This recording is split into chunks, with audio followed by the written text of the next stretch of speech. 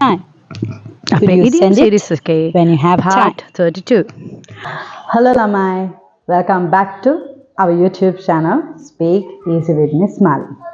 එහෙනම් අදත් අපි අපේ channel එකෙන් බොහොම වැදගත් grammar lesson එකක් ගැන කතා කරන්න තමයි සූදානම් වෙන්නේ.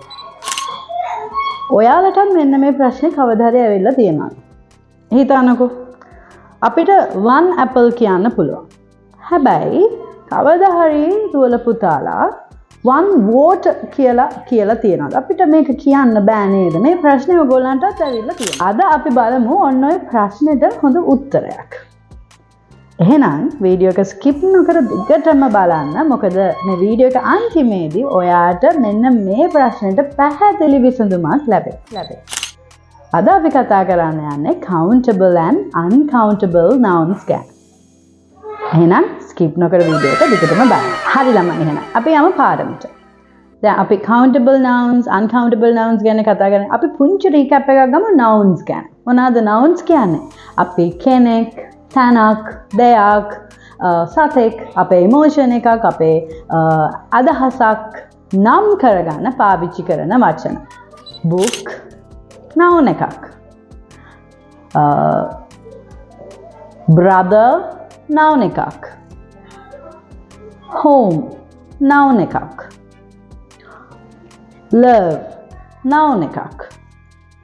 cat noun එකක්. knowledge noun එකක්. එහෙනම් ඕවට තමයි nouns කියන්නේ. අපි බලමු මොනවාද countable nouns කියන්නේ කියලා. countable noun එකක් කියන එකේ වචනේම අර්ථය තියෙනවා. countable noun එකක් කියන්නේ ගණන් කරන්න පුළුවන් noun එකක්.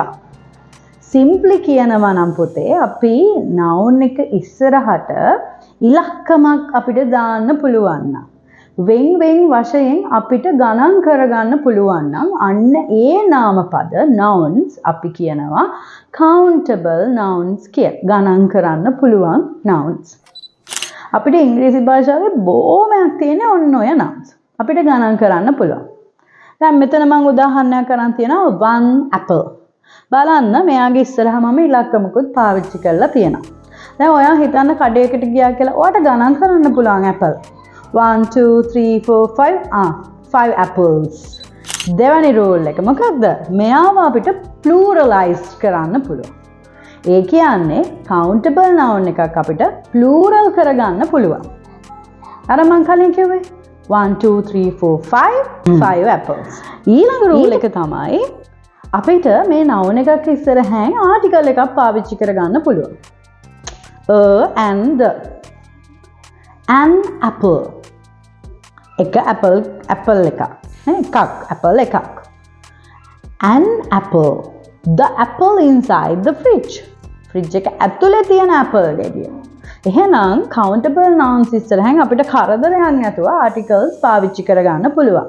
A book, the pencil case, a banana, anything. අපි බලමු example එකක්. A book. එයා countable noun එකක්. එයාව pluralize කරන්නත් පුළුවන්. two books. A pen, 5 pens. එහෙනම් ඊළඟට අපි ඉගෙන ගමු මොනවාද uncountable nouns කියන්නේ කියලා.